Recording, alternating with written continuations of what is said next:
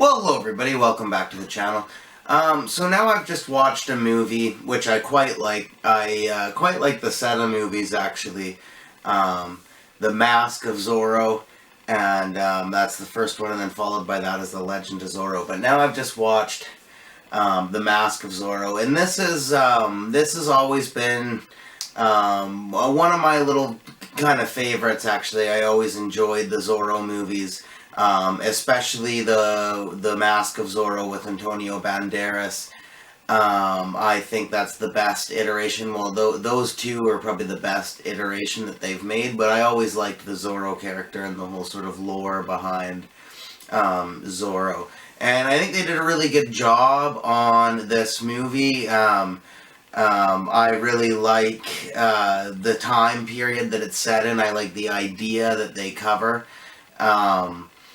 I really, as I said, I really enjoyed Antonio Banderas' performance as Zorro. I think it was absolutely the right pick. The villain, I don't know the actor, I forget the actor who plays the villain, but the villain did a good job at, he did a good job at playing that sort of villain that you would see. I mean, he's sort of your classic mustache twirling kind of, cartoon kind of badass that you would see, but that is sort of fitting for the kind of movie that this is. And as you all know, as anybody who's been following this channel for any bit of time now, you guys all know I'm a adventure movie buff, and so if you're into that kind of thing, this movie definitely hits all the notes that you would want for that sort of movie. You know, it's fun, the music's good, the stunts are all good, it's all fun. I mean, some of the action, it's really good action, and it's really fun and enjoyable. I know it's, because they're kind of edgy in this movie, like, I know it's a family movie, it's supposed to be, you know, not necessarily for kids, but for the whole family to watch, you know, with the kids and all of that kind of thing. But I still think that the fighting could have been a little bit more brutal. I mean, there were a few moments that they got a bit edgy, and there was a few moments throughout the whole movie. There was the head and the hand in the jar, and some moments of slavery, and even some battle moments with some blood, and with some good strikes from the sword in there. But I still think on the whole, it could have been just ever so slightly a little bit more brutal, still within, you know, the PG limit, but just a little bit more brutal, just to make it sort of that in between, almost like Indiana Jones or something, where people are actually getting hurt, but it still has that, no matter what, it still has that kind of okay for the whole family vibe to it, you know. I think they could have done a little bit better of a job on that, but all in all, it's done well. The sword play and the choreography for the sword play was really well done in the movie. And it's just, I like the setting.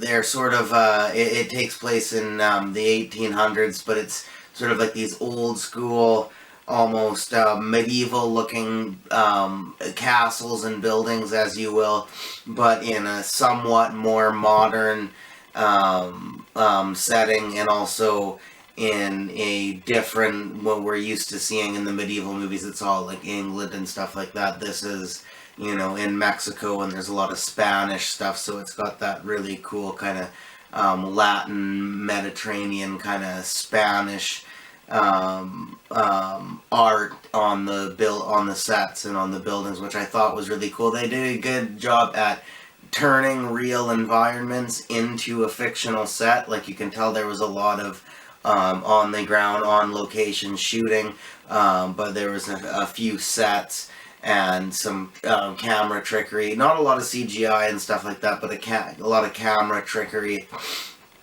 to kind of make where they are seem just that much more epic and whatnot, right?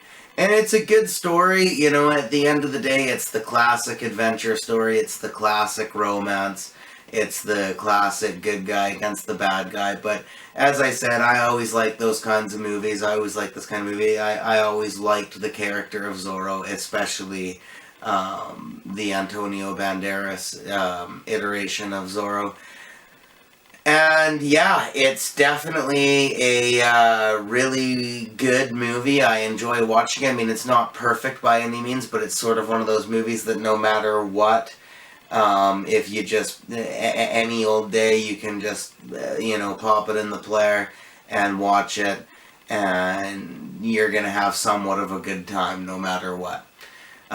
So for me personally, I have nostalgia with this movie, and I liked the character, and I like the kind of movie, so I actually am going to give The Mask of Zorro an A. I always have a good time watching this movie, and watching this character.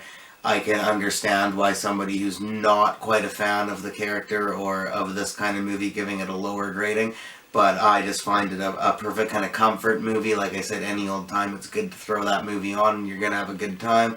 So with that said, I'm going to give The Mask of Zorro an A. Thank you very much for watching, and look forward to more videos. And as far as the movie reviews go, look forward to me continuing on with the Zorro reviews here. I'm going to review a documentary released not too long after the release of The Mask of Zorro called Unmasking Zorro. Go figure, there's a lot of mask wording in this. Yeah, it's basically a documentary about Zorro, the original origins, and how it progressed over time, and evolved over time, and where it ended off. And then after that, I'm going to review The Legend of Zorro. And I won't spoil my thoughts for, because you might be surprised, but I won't spoil my thoughts for The Legend of Zorro. But what I will say is that The Legend of Zorro is a pretty critically panned movie that not a lot of people liked. And I'll spoil one thing about the review, is that I did actually quite like The Legend of Zorro, but we'll get into that the next time on that review. So thank you very much for watching, everybody, and I hope to see you again next time.